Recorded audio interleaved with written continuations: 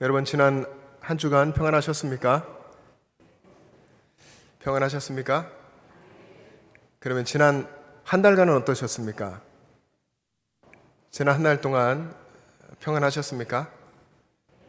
힘들고 어려운 일은 없었습니까? 지난 6개월 동안 어떻습니까? 좋습니까? 감사합니다. 대부분 분들은 평안하고 또 감사한 시간들 보냈을 텐데, 또 어떤 분들은 힘들고 어려운 시간을 보냈을 수 있습니다.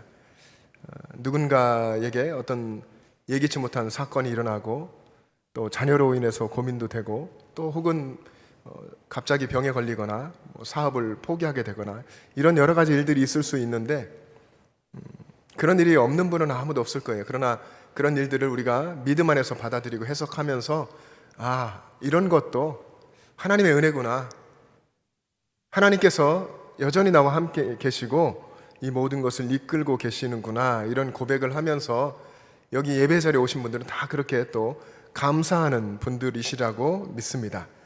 우리가 어떻게 살아왔던지 지난 6개월은 하나님의 은혜로 살아왔습니다. 그래서 우리가 해야 될 것은 하나님께 대한 감사입니다. 오늘 감사를 회복하는 여러분 되시기를 바랍니다.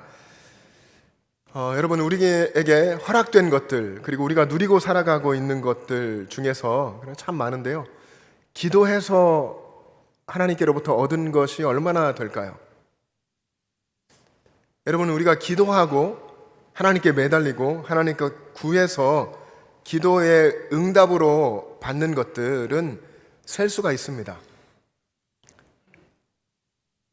여러분, 기도의 사람으로 유명한 조지 뮬러라고 하는 분이 계시죠. 이 조지 뮬러는 기도 응답을 몇 번 받았습니까? 몇 번 받았습니까? 김일수 권사님 5만 번 받았죠. 책 제목 있잖아요. 5만 번 기도 응답한 조지 뮬러. 이 조지 뮬러라고 하는 분은 하나님께 기도하고 세밀한 것들을 다 응답을 받았는데 본인이 세보니까 5만 번 되더라, 이렇게 이제 이야기를 한 겁니다.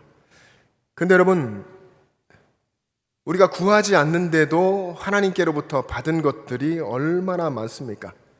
구하지 않았는데도 주신 것들, 그래서 우리가 누리고 있는 것들이 많이 있습니다. 예수님께서 말씀하실 때에 구하기 전에 너희에게 있어야 할 것을 너희 하나님 아버지께서 아시느니라 말씀하셨죠. 구하기 전에 하나님은 아신다. 그리고 하나님이 우리를 돌보아 주신다, 이런 말씀입니다. 그렇게 해서 우리가 구하지 않았는데도 누리고 있는 것, 구하지 않았는데도 우리에게 허락된 것들이 참 많이 있습니다. 셀 수가 없습니다. 그리고 또 그런 것을 주셨는지, 내가 누리고 있는지 그것을 깨닫지 못하는 것들이 대부분입니다. 우리의 삶을 지탱하는 대부분의 것들은 우리가 구하지 않는 영역들 속에 있습니다. 여러분, 기도할 때에 우리 지금 발을 디디고 살고 있는 이 지구의 자전, 여러분, 지구의 태양의 주위를 돌아가는 1년에 한 번 도는 공전, 이런 걸 위해서 여러분 기도하십니까? 하루의 낮과 밤의 시간의 이런 차이들, 이런 거 조금이라도 오차가 생기고, 또 하나님께서 주시는 이 태양의 빛, 이런 것들에 조금만 문제가 생겨도 이 지구는 이대로 보존될 수가 없을 겁니다. 또 태양빛을 받아서 식물이 하는 이 광합성 작용, 이런 것들로 해서 우리는 기도하지 않잖아요. 그런데 하나님께서는 이런 것들을 통해서 역사하시고, 또 강렬한 이 태양빛을 우리 가운데 이렇게 주기 위해서 조정하는 오존층도 있죠. 이런 것들, 여러분, 이것에 문제가 생겨서 지구 환경에도 큰 문제들이 되고 이런 것들이 있는데, 이런 거 위해서 여러분 세밀하게 기도하십니까? 우리는 그런 것을 대부분은 기도하지 않는데 하나님께서는 우리들을 위해서 알아서 다 챙겨주고 계십니다. 여러분, 만약에 하나님께서 우리가 기도하는 대로만 응답하신다면, 기도하는 대로만 우리 가운데 역사하신다면, 우리는 우리의 이 생명, 우리의 삶, 이 존립 자체가 불가능할 것입니다. 우리가 살아가는 것, 우리 이 몸이 소우주라고 하는데, 이 몸 안에 있는 피의 흐름이라든지 모든 것들, 이런 것들까지 신경 써야 할 것들이 우리가 살기 위해서 얼마나 많은지 모릅니다. 하나님이 이런 것들을 보존해 주시지 않으시면 정말 상상 이상으로 우리가 챙겨야 될 것, 우리 스스로 살아야 된다면 얼마나 많은지 모릅니다. 그리고 사람들은 스스로 자신이 많은 것들을 판단하고 고민도 하며 살아가는데, 그래서 얼마나 사람의 마음이 변덕스러운지 여러 가지 얘기가 있지만 찰나의 순간에도 우리 5만 가지 생각을 한다, 그런 이야기 하잖아요. 짧은 시간에도 정말 생각이 왔다 갔다 합니다. 그런 생각으로도 우리의 소위 말하는 판단력, 우리의 사고, 이런 것으로도 챙기지 못하는 수많은 것들을 하나님께서는 우리를 생각해 주시고 우리를 위해서 챙겨 주십니다. 그것이 하나님의 은혜이고 사랑입니다. 우리들의 삶은 그렇게 하나님께서 역사하시는, 베풀어 주시는 기적과 은혜로 가득 채워져 있습니다. 그것을 하나하나 세고 싶지만 아무리 세려고 해도 그 수가 너무 많아서 셀 수가 없습니다. 오늘 말씀이 다윗이 쓴 시편 40편인데 40편 5절 말씀을 우리가 함께 읽었습니다. 다윗이 말할 때에 하나님께서 우리를 얼마나 사랑하시는지, 하나님께서 우리를 얼마나 생각해 주시는지 그것을 헤아릴 수 없노라, 그렇게 이야기했습니다. 시편 40편 5절 말씀 한번 같이 합독하여 읽겠습니다. 시작. 여호와 나의 하나님이여, 주께서 행하신 기적이 많고 우리를 향하신 주의 생각도 많아 누구도 주와 견줄 수가 없나이다. 내가 널리 알려 말하고자 하나 너무 많아 그 수를 셀 수도 없나이다. 아멘. 주께서 행하신 기적이 내 삶에 너무나 많고 주님께서 저희를 향한 생각도 많아서 누구도 주와 견줄 수가 없습니다. 제가 그것을 널리 알려 말하고 싶지만 그 수를 셀 수도 없습니다. 이게 다윗의 고백입니다. 다윗은 어려서부터 사실은 가족 안에서도 그렇고 보잘것없는 막내였고 목동이었죠. 이 소년 목동 다윗을 하나님께서 사랑하시고 그에게 선지자를 보내셔서 왕으로 기름 부었습니다. 그리고 골리앗과의 전쟁에서 이기게 하셨죠. 만군의 여호와 이름으로 이기게 하셨고, 그리고 장군이 돼서 수많은 전쟁들을 하게 하셨고, 그리고 사울에게 쫓기며 오랜 시간 동안 도피하며 어려운 일들을 많이 겪었지만 결국에는 하나님께서 기름 부으신 대로 이스라엘 왕 위에 오르게 하셨고, 왕이 된 후에 또 실수하며 범죄를 하기도 했지만 또 하나님께서 그를 불쌍히 여겨서 용서하시고 구원해 주셨습니다.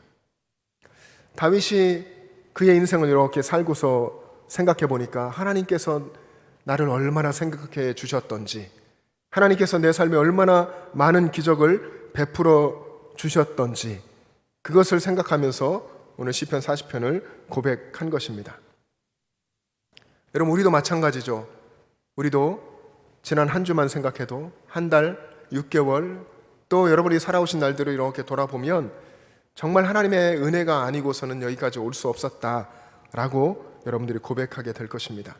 하나님께서는 하나하나 여러분들을 아시고 여러분의 체질을 아시고 여러분의 또 깊은 마음의 고민도 아시고 여러분들을 하나하나 생각해 주시고 또 모든 것을 준비하시고 하나님이 이끌어 주셨습니다. 그런 사랑을 받아서 우리는 오늘 여기까지 왔습니다. 다윗이 오늘 시편 40편에서 그런 고백을 한 겁니다. 여러분 돌아가셔서 시편 40편을 한번 다 읽어보시면 좋겠습니다. 하나하나 깊은 여러분의 고백으로 함께 여러분이 읽으시고 또 은혜 받는 시간 되면 좋겠습니다. 다윗이 고백할 때에 하나님은 내 인생에 오셔서 나에게 기적을 베푸시는 분이라고 그렇게 고백했습니다. 그래서 다윗의 인생을 표현하는 한 단어가 있다고 한다면 그것은 기적입니다. 기적이란 단어로 다윗의 인생을 설명할 수 있습니다.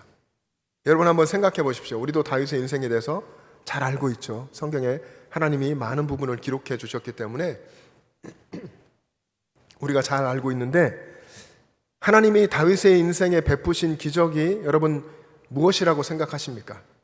어떤 것이 떠오르십니까? 다윗에게 베푸신 하나님의 기적, 떠오르는 것이 어떤 것입니까? 말씀을 마음속에 담아두고 계시죠? 대답하고 싶은데 저도 그렇고 여러분도 아마 그러실 겁니다. 제일 먼저 떠오르는 게 아마 다윗이 골리앗을 무찌른 그런 사건일 겁니다. 소년 다윗이 물맷돌을 던졌죠. 아니면 양을 잘 치기 위해서 맹수들을 쫓아내기 위해서 수없이 연습을 했을 겁니다.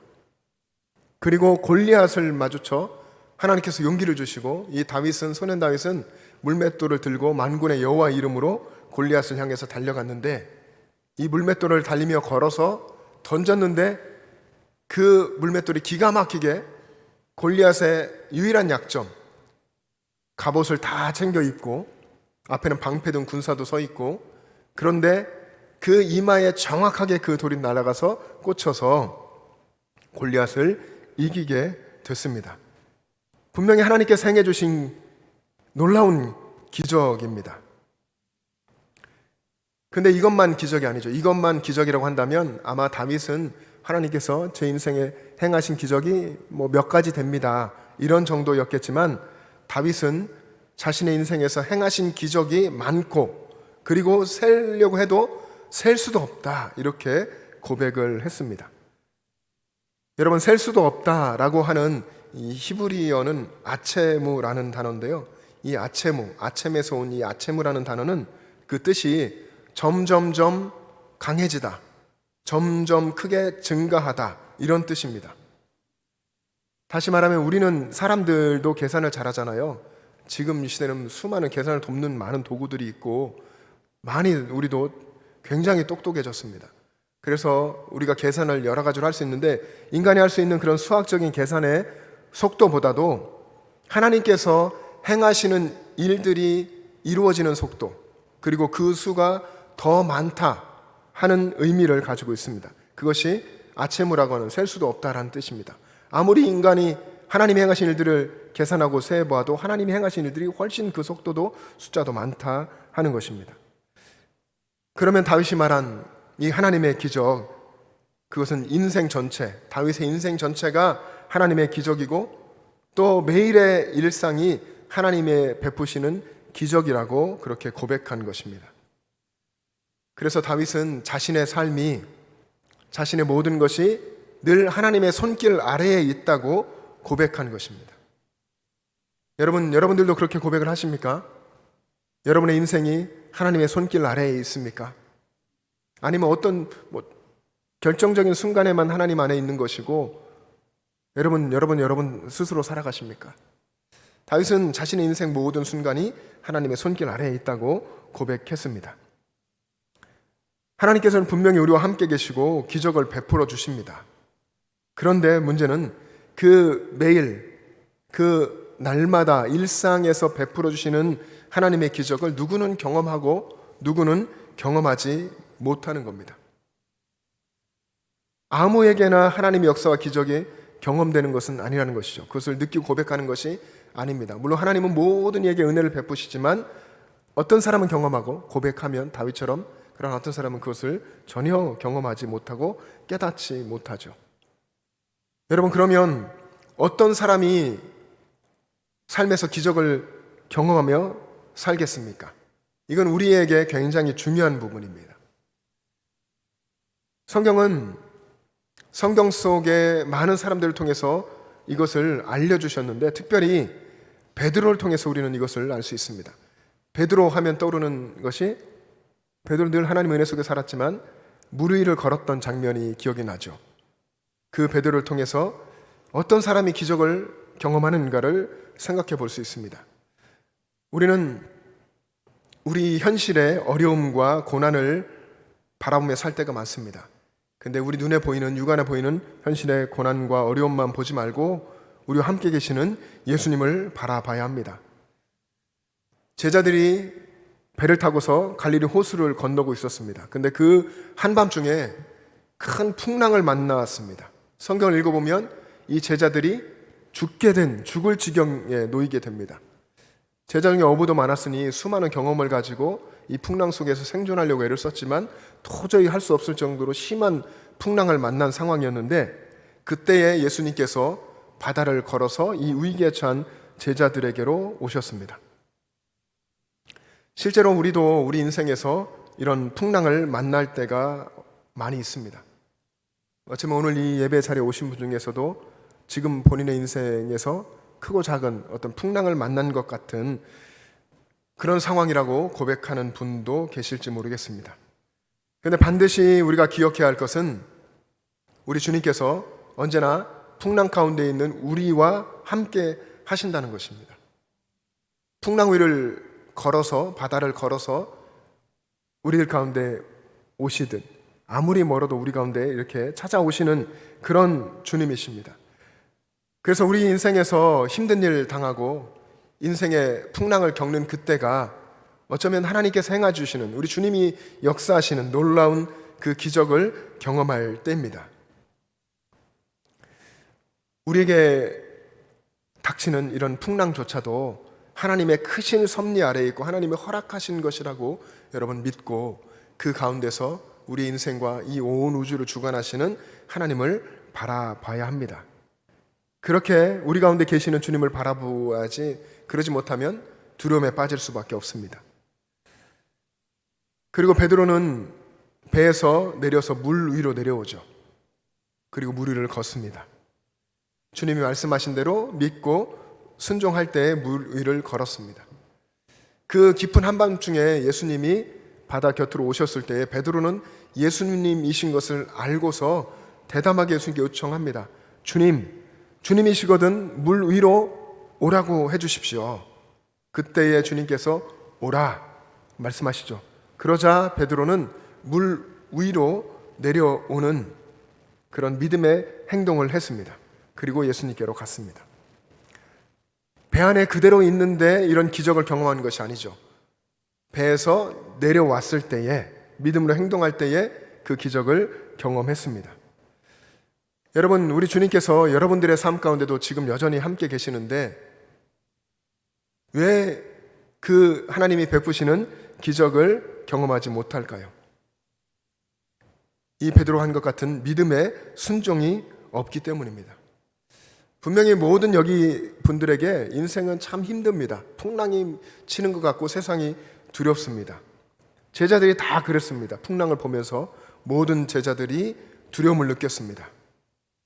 그런데 베드로는 그 가운데서 주님을 보면서 이 풍랑을 다 잔잔하게 하실 수 있는 분, 내가 당한 이 모든 문제를 해결해 주실 크신 분이 바로 앞에 계신 주님이라는 것을 알았습니다. 우리도 우리 주님의 말씀에 순종하며 믿음으로 살면 우리의 삶 속에 또 다윗이 고백한 것처럼, 베드로가 경험한 것처럼 놀라운 하나님의 기적을 경험하게 될 것입니다. 그리고 정말 중요한 것 하나는 우리의 믿음의 삶에서 중도의 포기함이 없어야 한다는 것입니다. 여러분, 베드로가 물 위로 내려서서 물 위를 걷게 된 것, 그것은 놀라운 기적이었습니다.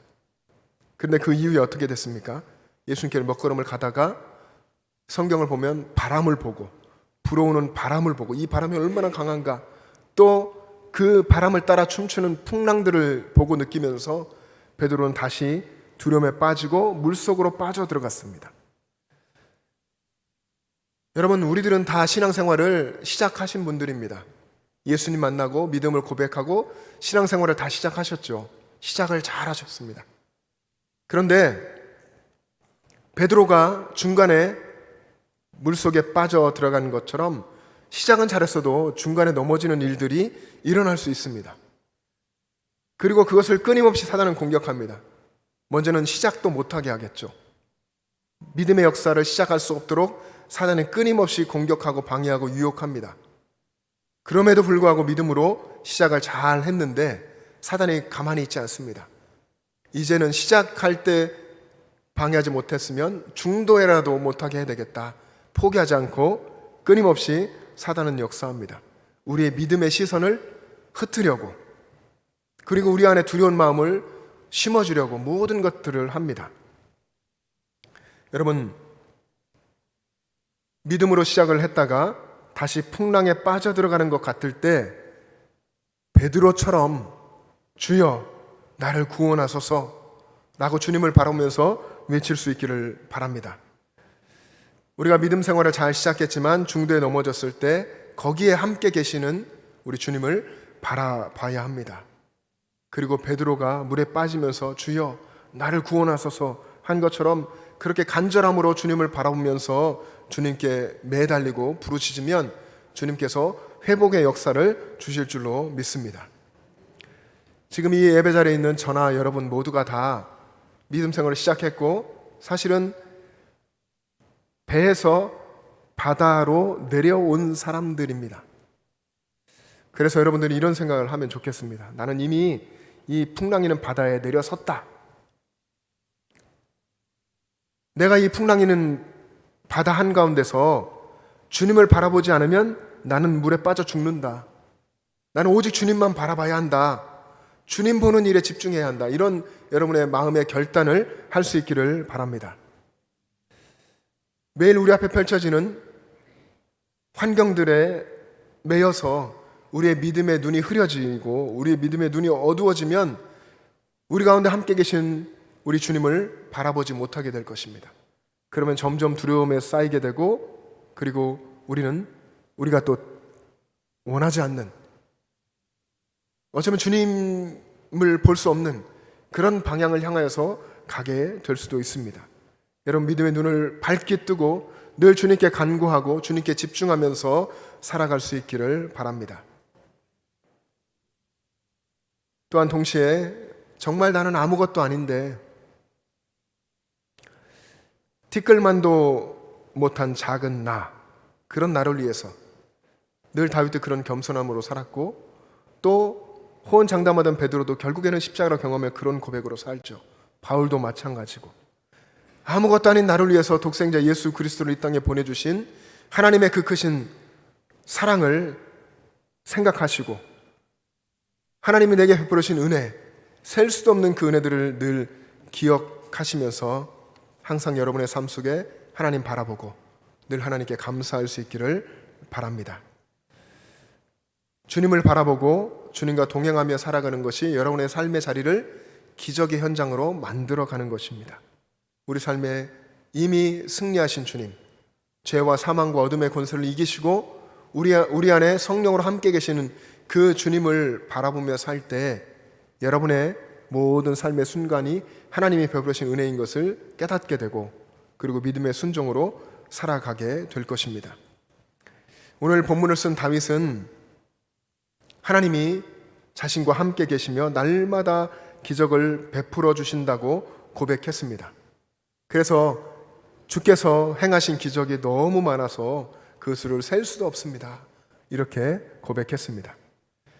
근데 여러분, 이 다윗이 처한 상황, 이 고백을 할 때에 그 전에 바로 있었던 그 상황이 어떤 상황이었는지 여러분 아십니까?